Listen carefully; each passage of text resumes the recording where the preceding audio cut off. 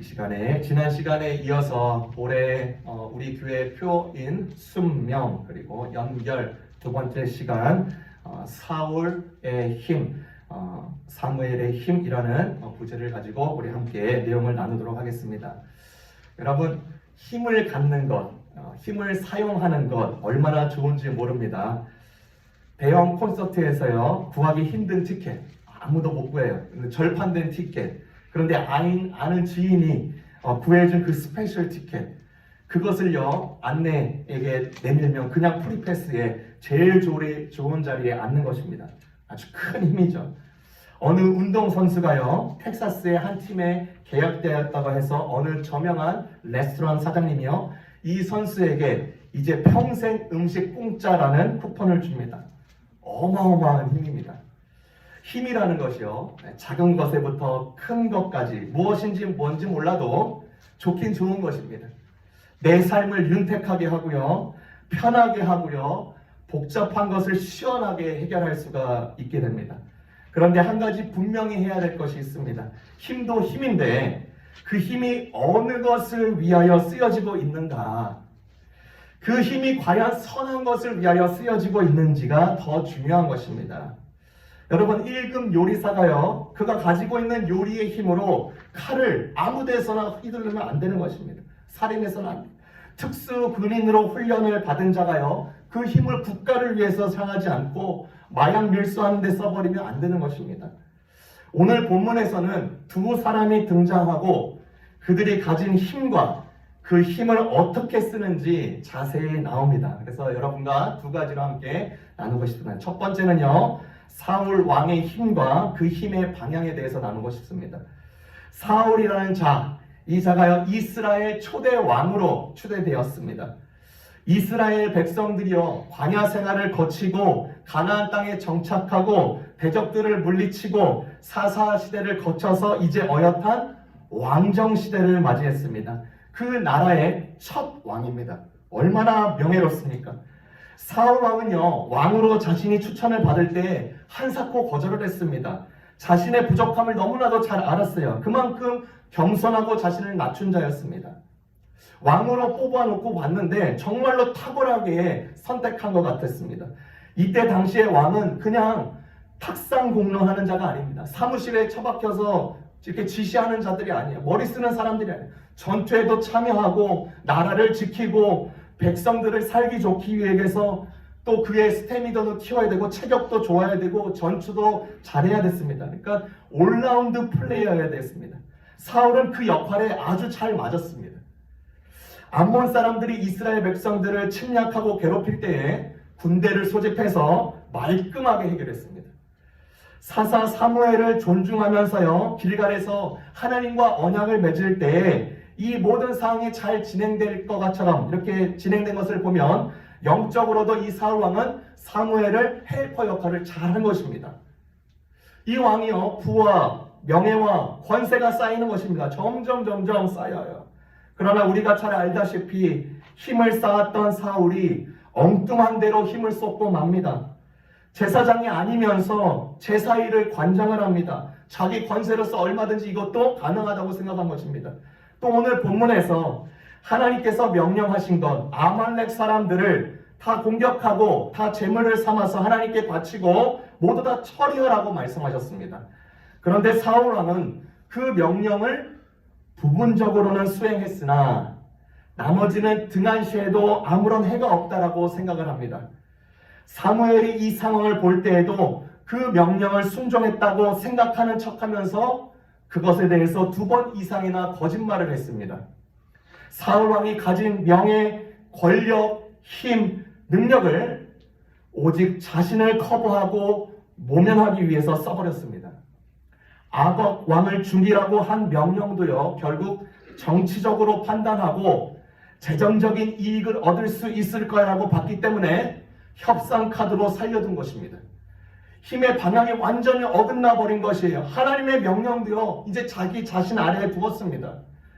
사울 왕의 힘의 방향은 부분적인 순종이었으나 그건 역시 불순종이라는 것을 우리가 잘 알게 됩니다. 교회에는 가겠지만 하나님의 것은 도외시하겠습니다. 성경은 읽긴 읽겠지만 내게 상처 준 사람은 용서하지 않겠습니다. 이러한 부분적인 순종은요, 불순종이라는 것입니다. 잘못된 힘의 방향인 것입니다. 신앙적인 면을 떠나서 잘못된 힘의 방향은요, 사회적으로도 큰 문제를 낳습니다. 순리를 영리로 바꿔버리는 것입니다. 성을 바꿉니다. 문화사범입니다. 자연질서를 바꿉니다. 자연사범입니다. 유전자를 조작합니다. 과학사범입니다. 돈의 흐름을 조작하고요, 주가를 조작합니다. 경제사범입니다. 동물의 DNA를 계속 조작합니다. 의료사범입니다. 법을 몰라서 이러는 게 아니에요. 가진 힘을 잘못된 방향으로 계속 쓰면서 무엇인가 신선한 것, 무엇인가 새로워 보이는 것, 무엇인가 창의로운 것, 무엇인가 주도적인 것이라고 하면서 내세우고 있습니다. 그리고 나서는 나타나는 현상에 대해서 결과는 우리가 참혹하게 느끼고 있는 것입니다. 개인뿐만 아니라 전 사회에 피해를 주고 있는 것이죠. 사울 왕은 초대 왕으로서 힘을 가졌습니다. 힘을 선용하면요, 참으로 복이 되지만 힘을 악용하면 큰 화가 됩니다. 제가 이번 저희 이제 친교를 준비하면서 집 정리를 하면서 이제 제 페이퍼 박스에서 이제 정리하다가 페이퍼가 하나가 똑 떨어지는 거예요. 뭔가 봤더니 제가 학생 때 썼던 페이퍼인 것입니다. 그 페이퍼 내용을 봤더니 이제 이런 내용이었습니다. 한국 전쟁을 치르고 큰 고통을 겪었죠. 한 번 전쟁을 치르면요, 100년 이상 후퇴되는 말이 있습니다. 전 세계에서 가장 가난한 나라가 되었어요. 그럼에도 한국은 한강의 기적이라는 말이 나왔듯이 큰 반등을 보여주는 나라가 되었습니다.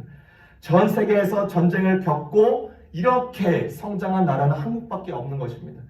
당시 전쟁 이후에 경제 발전을 위해서 애쓴 국가 지도자들이 있었습니다. 교육을 중심으로 한 사상가, 이념가들이 많이 나왔습니다. 또한 침체기에 빠진 한국이었지만 신앙적으로요, 깨어서요, 국가적으로 대대적인 부흥 운동이 일어났습니다. 어마어마한 사람이 주께로 돌아왔습니다.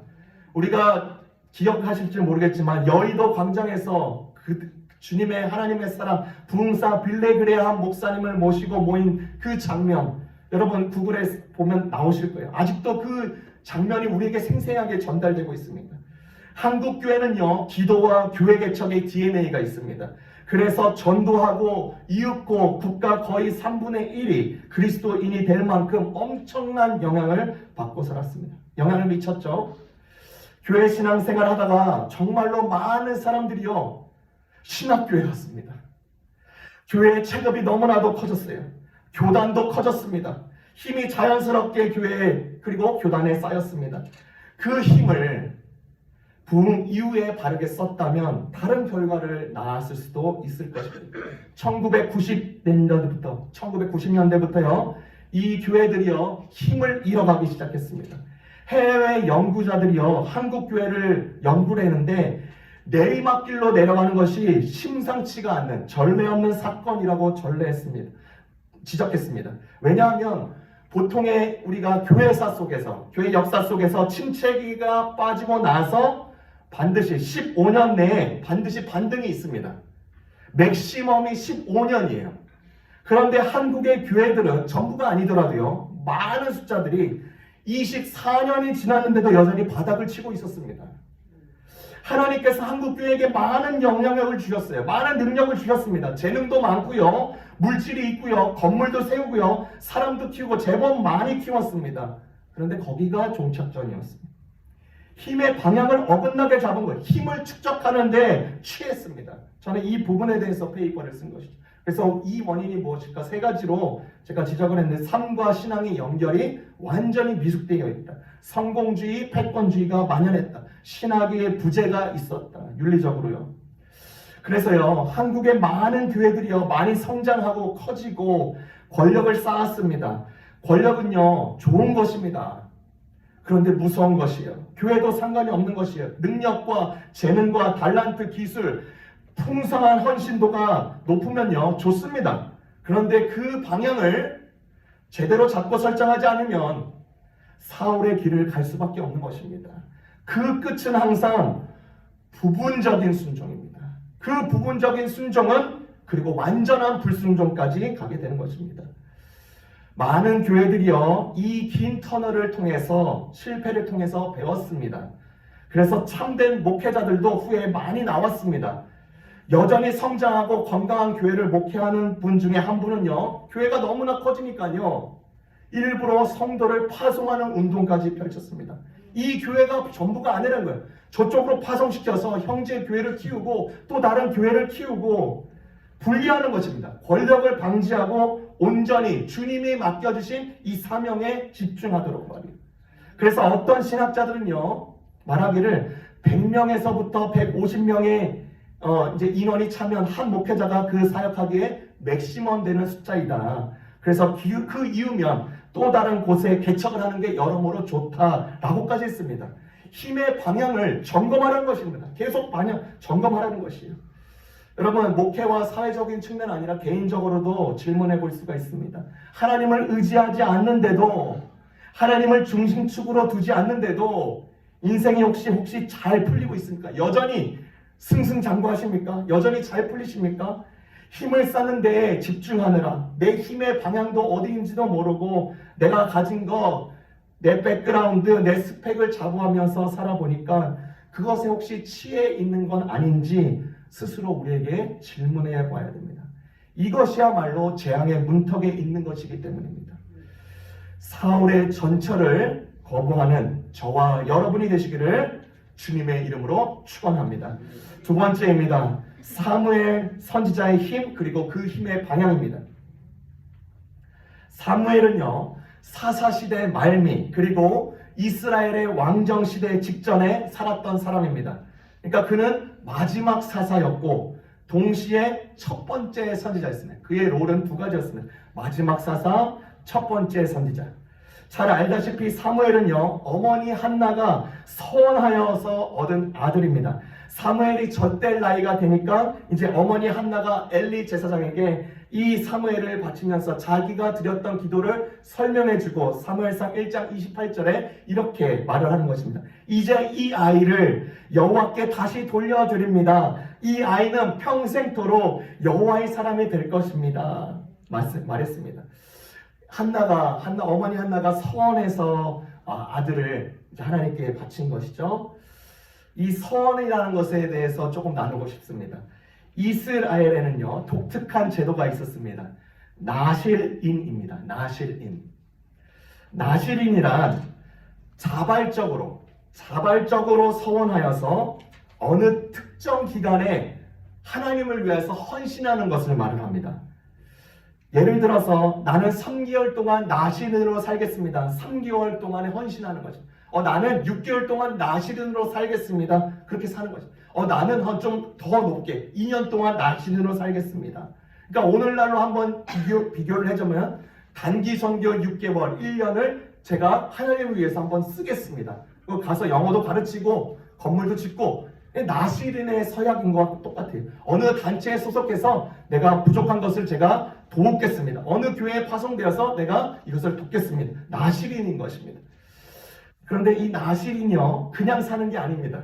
3가지 규칙이 있었어요. 첫 번째는 포도주와 독주를 마시지 않는 것. 두 번째는 머리를 삭도에 대지 않는 것. 머리를 깎지 않는 것입니다. 세 번째, 시체를 가까이 하지 않는 것입니다. 죽여서도 안 되는 것이죠. 생각나는 사람이 있습니다. 삼손입니다. 그냥 단기간도 아니고요, 평생을 나실인으로 부름을 받았습니다. 성경에는 이렇게 평생을 나실인으로 부름을 받은 사람이 있는데 삼손과 사무엘과 세례 요한입니다. 만약에요, 나실인으로 이렇게 헌신한 기간 중에 살다가 이 3가지의 규칙 중에 어느 하나를 어길 시에는 정결 예식을 한 후에 머리를 반드시 깎아야 됐습니다. 그리고 거기서부터 다시 나실인의 서약 기간을 채우는 것이에요. 그래서 제가 만약에 누군가 나실인으로 3년을 서약을 했는데 2년 5개월 차 때 포도주를 마신 거예요. 그러면 정결 예식을 하고 머리를 깎고 나서 그때부터 다시 3년을 헌신하는 것입니다. 여러분, 사무엘은요, 3년 나실인, 5년 나실인 서약이 아니었습니다. 평생 나실인으로 서약을 했습니다. 그러니까 얼마나 힘들까요? 포도주가 많이 나오는 이 이스라엘 지역에서 포도주를 못 먹습니다. 이스라엘의 결혼식장에서요, 가장 기본 음료가 포도주예요. 시체를 가까이 하지도 못했습니다. 기존의 사사시대는요, 주변국들이 많이 침략을 하거나 싸움을 걸어오니까 그 일을 막기 위해서 전투가 많았습니다. 시체를 볼 수밖에 없고 시체를 가까이 할 수밖에 없는 것이에요. 그러니까 얼마나 힘들겠습니까? 머리 안 자르는 것, 그나마 좀 잘 씻으면 견딜 수는 있을 것입니다. 그래도 포기하고 싶을 때가 너무나 많았을 것이에요. 어머니가 서운한 것이니까 그냥 무르고 그냥 내가 내 뜻 그냥 세워서 그냥 잘 살래, 이럴 수도 있는 것입니다. 나 나시련으로 사는 거 잘하는 거 맞아? 이거 맞아? 그런 생각이 들 수도 있는 것입니다. 여러분, 우리가 잘 알고 있는 콜럼버스, 포르투갈과 스페인의 왕들을 설득한 끝에 스페인의 왕의 허락을 받아서 이제 신대륙을 향한 모험을 떠납니다. 선원들과 같이 미지의 세계를 향해 가고 있는 것이죠. 길고 먼 항해를 하면서 그가 일지에 적었던 일입니다. 처음에는 모두가 꿈에 부풀어 있었다. 하지만 예전보다 항해가 길어지고 육지의 그림자조차 보이지 않자 선원들은 불만을 토로하기 시작했다. 선상에서 반란의 움직임이 보일 정도였다. 사실 날씨와 환경, 음식물 어느 것 하나 우리를 도와주는 것이 없었고 불평의 대상이 되었다. 선원들은요, 두려움과 동시에 분노로 몸을 떨면서 콜럼버스를 노려보았다고 합니다. 당장이라도 스페인으로 귀향하자는 암묵적인 협박이었습니다. 그러나 콜럼버스는 그때마다 태연하게 책을 읽으면서 분노하는 선원들을 향해서 이렇게 말을 합니다. 우리는 오늘도 서쪽으로 전진하고 있다. 우리는 오늘도 서쪽으로 전진하고 있다. 사흘만 더 가면 육지가 보일 것이다. 정말로 기적처럼 그 일이 일어났습니다. 이 일이 일어나기 전에 계속적으로 이 콜럼버스는 선원들을 향해서 우리는 오늘도 서쪽으로 나아가고 있다. 우리는 오늘도 서쪽으로 나아가고 있다. 계속적으로 항해사의 정체성을 맞게 신대륙을 향해서 이 선원들을 계속 이끌어 가신 것입니다. 목적을 따라서 간 것이죠. 상상해 볼 수 있어요. 사무엘이요, 나시린으로 살아가는 것이 무슨 낙이 있겠습니까? 내가 제대로 사는 게 맞을까? 그냥 짧게 단기 기간으로 서약할 걸 그랬나? 막연한 회의가 들 때마다 그는 나시린의 정체성을 포기하지 않았습니다. 목적을 따라 움직였습니다. 오늘도 나는 나시린으로 살아간다. 오늘도 나는 힘의 방향을 하나님께로 향하겠다. 어디서 많이 듣던 내용 아닙니까? 그리스도인이라는 정체성인 것입니다. 우리가 새벽에 나눴던 에베소 1장 4절에서 6절, 하나님께서 우리를, 죄와 허물로 있었던 우리를 하나님의 자녀로 삼아주셨다. 우리는 주님을 믿는 그리스도인인 것입니다. 이 호칭은 목걸이처럼 매달고 싶을 때 매달고 빼고 싶을 때는 빼는 것이 아닌 것입니다. 우리의 정체성인 것입니다. 힘들 때도 그리스도인이요, 풍성할 때도 그리스도인이요, 실패할 때도 그리스도인이요, 감사할 때도 그리스도인인 것입니다. 억울할 때도 그리스도인인 것입니다. 그리스도인은요, 하나님을 힘입고 살아가는 것입니다. 여기서 한 가지 더 중요한 게 있죠. 그 힘의 방향이다. 여기인 것입니다. 지금인 것입니다. 여기서 내가 그리스도이고 지금 그리스도인인 것입니다. 사무엘이요, 나시린으로서 이제 삶에 집약된 포인트가 오늘 사울 왕을 만남을 통해서 아주 잘 나타납니다. 사울 왕이요, 아각 왕을 정치적인 판단과 협상 카드로 남겨두었고 이제 보기 좋고 쓸만한 양들을, 짐승들을 살려두었습니다. 이 모든 모습을 보고 사무엘은 사울 왕에게 아주 중요한 이야기를 합니다. 너무나도 유명한 구절이죠. 사무엘상 15장 22절입니다.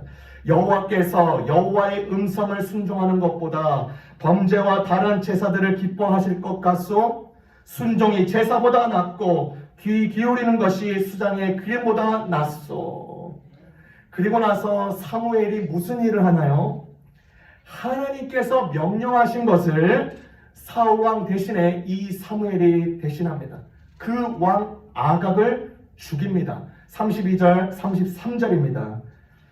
그때 사무엘이 말했습니다. 아말렉 왕 아각을 데리고 오시오. 아각은 죽을 고비를 넘겼구나 라고 생각하며 기쁜 마음으로 나왔습니다.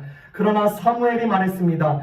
너의 칼이 여인들에게서 자식을 빼앗았으니 너의 어미도 그렇게 자식을 빼앗기리라. 사무엘은 길갈에서 여호와 앞에서 아각을 칼로 쪼개 죽였습니다. 사무엘이 누구였죠? 나실인이었습니다. 규칙 중 3가지 중에서 하나, 시체를 가까이 하거나 죽여서는 안 됐습니다. 그런데도 자처하여서 아가왕을 죽여요. 왜요?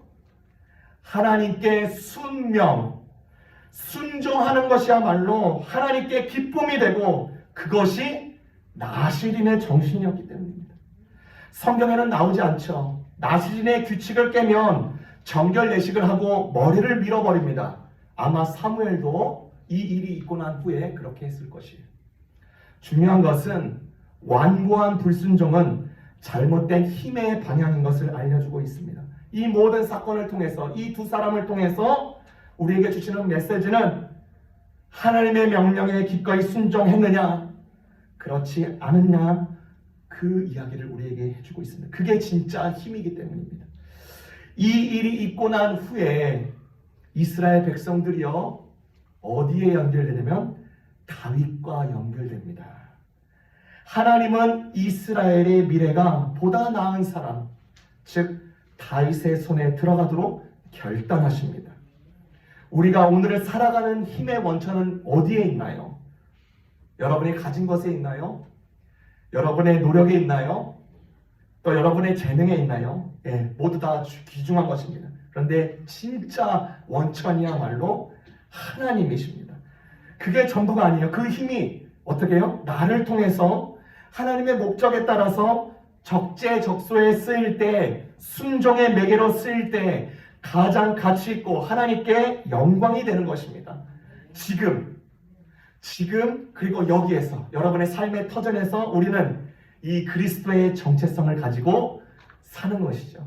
이 복된 은혜가 우리 삶 가운데 계속해서 있기를 주님의 이름으로 축원합니다.